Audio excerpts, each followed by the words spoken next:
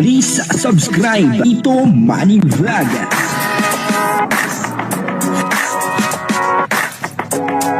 Payagan po si Tito Manny Vlog na mag-reactor para pambiling gamot sa kanya pong karamdaman. Halika Pedro, tuloy na sa Korea. At merong kasama.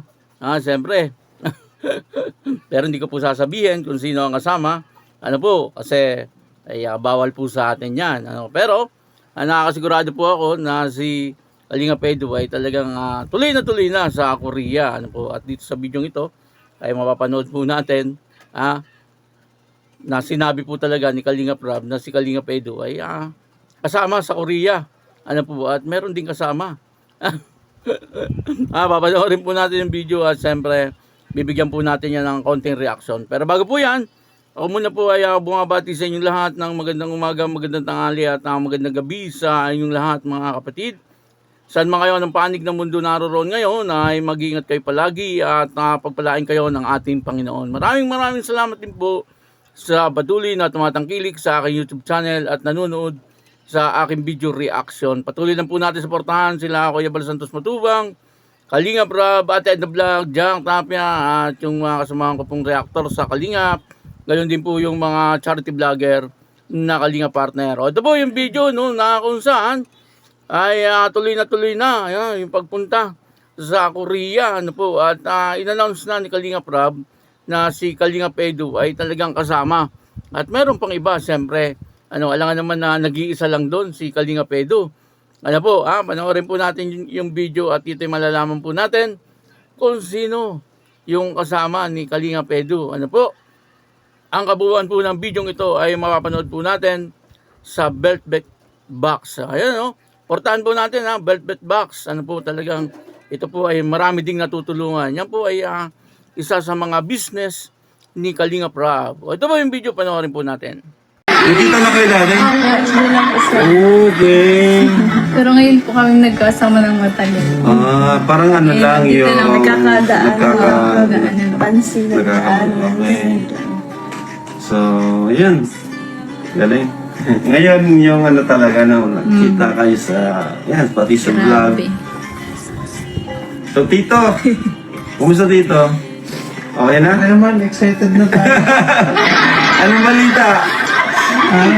Malapit na. Approve na. Tuloy na yun! Tuloy na.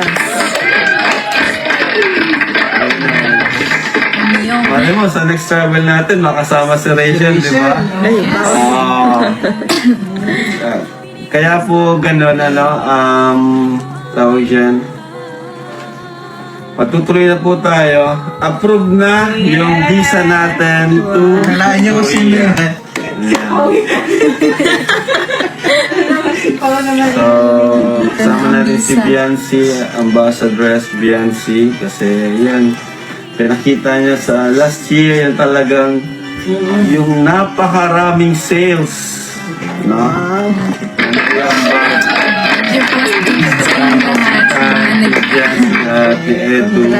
Kaya sila po yung nakasama ngayon. Although, Talagang ang gaganda ng mga nag-host dito sa Velvet Box. At dito ay nakita po natin na talagang marami ang bumili, marami ang nag-mine. Ang Velvet Box ay isa po yata yan sa negosyo ni Kalinga Prab. At dito ay makikita po natin na marami din pong natutulungan ang Velvet Box. Lalo na po yung mga beneficiary ng Kalingap, yung mga Kalingap Angels. Kumikita po sila ng malaki dito dahil po dito sa pagtatrabaho nila sa Velvet Box. At nakita nyo naman nung nakaraan na etong mga ito ay nag-model. Kaya masabi po natin na talagang napakagandang kumpanya rin nitong Velvet Box. Bumili na po kayo ng mga accessories dito. Kasi ay mura lang. Nakikita po natin yung po nabibili sa iba ng mahal, dito ay talagang napakamura lang.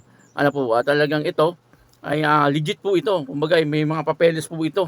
At yung mga tinitinda nila ay talagang quality. Mahilig sa kwintas, bracelet, hikaw.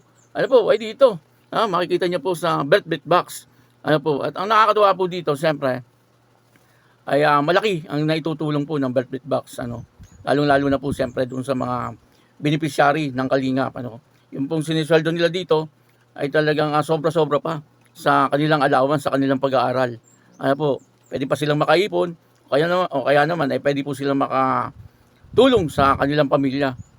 Kaya nakakatuwa na meron ganito, no, si Kalingap Rob. At siyempre, meron din po siya sigurong kapartner sa business na ito. At yun na nga, ano po, dito ay sabi ni Kalingap Rob, kasama daw po si Kalingap Edu sa Korea. At tuloy na nga daw po. Ano, at yung isa sa mga host ay kasama rin, ano po, sa Korea. Nakakatuwa naman, ano po, na talagang dahil po dito sa Velvet Box ay yung mga ibang Kalingap Angels na yung nagtatrabaho dito sa Velvet Box ay makakapunta sa Korea. Napakalaking opportunity po nun. Ano, kasi mahirap po mga ibang bansa. Di po ba, kung sarili lang natin bulsa, ay mahirap makarating sa ibang bansa. Ano po, talagang pag-iipunan munang mabuti bago makarating sa ibang bansa. Pero dito sa Velvet Box ay parang sponsor po nila ang lahat ng gagastusin papunta po doon sa Korea. Ano? Kung ako po ay nagkakamali, ay itama niyo po ako. Ano, pero sa aking pagkakaintindi, ang lakad po nila sa Korea ay sponsor ng Velvet Box. Ano po, kaya nakakatuwa na merong ganito. Siyempre, ano, kasi marami din po natutulungan at ang isa pa, kumikita yung mga Kalingap Angels. At siyempre, ganun din sila Kalingap Rob. Alam niyo naman, ano, kapag kumikita sila Kalingap Rob, eh talagang tuloy-tuloy po ang pagtulong nila. Kumbaga, hindi naman sinusolo ni Kalingap Rob yung mga kinikita niya, hindi po, ano, talagang sinishare din po niya. So, nagkwento sa akin, ano po, na sabi, marami daw pong humihingi ng tulong na hindi naman po ibinablog ni Kalingap Rob. Ano, pupunta po doon sa bahay nila at humihingi ng tulong pero hindi na po ibinablog ni Kalingap Rob. At ganoon din po kila Kuya Bal. Ano po, na marami po ang talagang humihingi ng tulong pero hindi na po nila binablog. Ano, nakakatuwa, ano po ang Kalingap.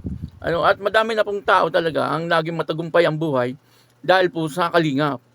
At ang halimbawa nga po natin dito ay siyempre etong dalawang host. Di po ba, ha?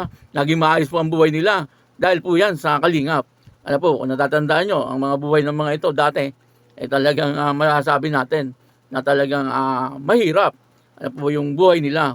Ano, bagamat siyempre, kumakain naman po sila ng maayos, araw-araw, pero yung mga ibang bagay ay hindi po nila nabibili.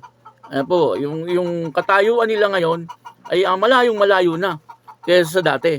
Ano po, pasimula nung sila ay natulungan ng Kalingap, ay talagang naging maayos po ang buhay nila.